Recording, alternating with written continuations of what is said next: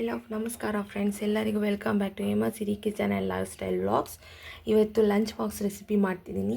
ಮಕ್ಕಳಿಗೆ ಡೈಲಿ ಅಮ್ಮಂದಿರು ಮಾಡಿಕೊಡ್ಬೋದು ಪ್ರತಿದಿನ ಈ ಥರನೂ. ನನಗೆ ಗೊತ್ತಿರೋದು ನಾನು ತೋರಿಸ್ತಿದ್ದೀನಿ. ಇದಕ್ಕೆ ಒಂದು ಕಂತೆ ಪಾಲಕ್ ಸೊಪ್ಪು ತೊಗೊಂಡಿದ್ದೀನಿ. ರಿಚ್ ಇನ್ ಫೈಬರ್, ನ್ಯೂಟ್ರಿಷನ್ಸ್, ತುಂಬ ಒಳ್ಳೆಯದು. ಇದನ್ನು ತೊಳೆದು ಬೇಯಕ್ಕೆ ಇಟ್ಕೋಬೇಕು ಫಸ್ಟು.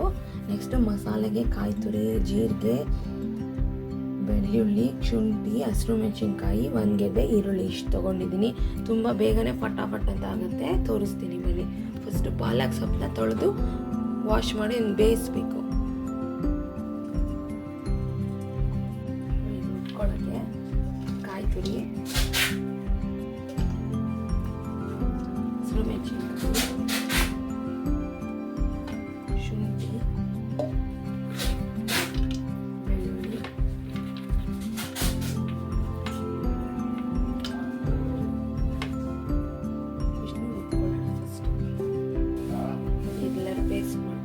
ಇವಾಗ ಒಬ್ಬರನ್ನ ಇಟ್ಕೊಳ್ಳೋಣ. ಎಣ್ಣೆ, ಸ್ವಲ್ಪ ಸಾಸಿವೆ,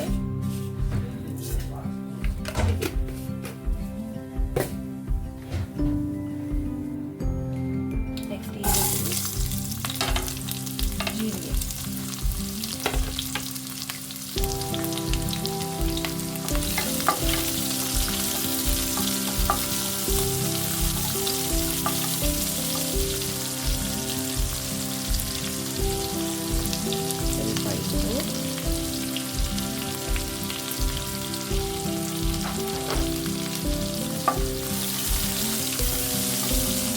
ಎಲ್ಲ ಈರುಳ್ಳಿ ಫ್ರೈ ಆಗಿದೆ. ಗೋಲ್ಡನ್ ಫ್ರೈ ಆಗಿದೆ.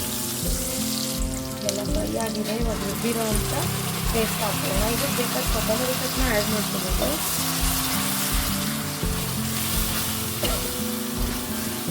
ತುಂಬಾ ರುಚಿಯಾಗಿರುತ್ತೆ ಅದು. ಇದಕ್ಕೆ ಬೇಕು ಅಂದರೆ ಮೊಸರು ಬಜ್ಜಿ ಸಹ ಆ್ಯಡ್ ಮಾಡ್ಕೊಬೋದು.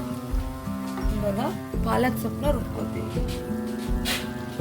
ನೆಕ್ಸ್ಟ್ ಇವಾಗ ಪಾಲಕ್ ಸೊಪ್ಪಿನ ರುಬ್ಬಿದ್ದೀನಿ.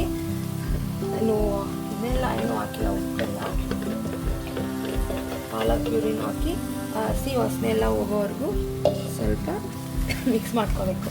ತುಂಬಾ ಈಸಿ, ಇಷ್ಟೇ ಇದು. ನೆಕ್ಸ್ಟ್ ರೈಸ್ ಸೇರಿಸಿದ್ರೆ ಮುಗೀತಿದೆ. ಕಲರ್ಫುಲ್ಲಾಗಿ ಗ್ರೀನಾಗಿದೆ ನೋಡಿ.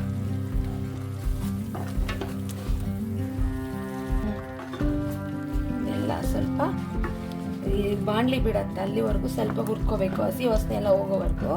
Next rice ಸೇರಿಸ್ಕೋಬೇಕು. ಕ್ಲೋಸ್ ಮಾಡೋಣ. ಉಪ್ಪು ಸೇರಿಸ್ತೀನಿ ನಾನೀಗಲೇ.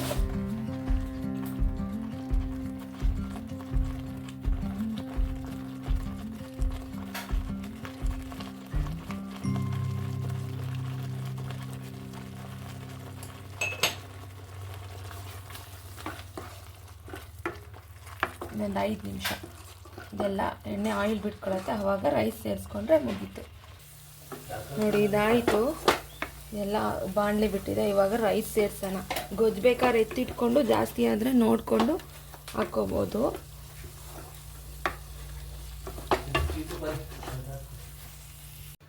ಇದೆಲ್ಲ ಆಗಿದೆ. ಇವಾಗ ರೈಸ್ ಹಾಕ್ಕೊಂಡಿದ್ದೀನಿ. ಇದೆಲ್ಲ ಮಿಕ್ಸ್ ಮಾಡಿಕೊಂಡ್ರೆ ಮುಗೀತು. ಮತ್ತೊಂದು ರೆಸಿಪಿ ಜೊತೆ ನಾಳೆ ಸಿಗ್ತೀನಿ. Thank you for watching my channel. ಹೊಸದಾಗಿ ಯಾರು ನೋಡ್ತಿದ್ದೀರಾ ಪ್ಲೀಸ್ ಸಬ್ಸ್ಕ್ರೈಬ್ ಮಾಡ್ಕೊಂಡು ನೋಡಿ. Thank you.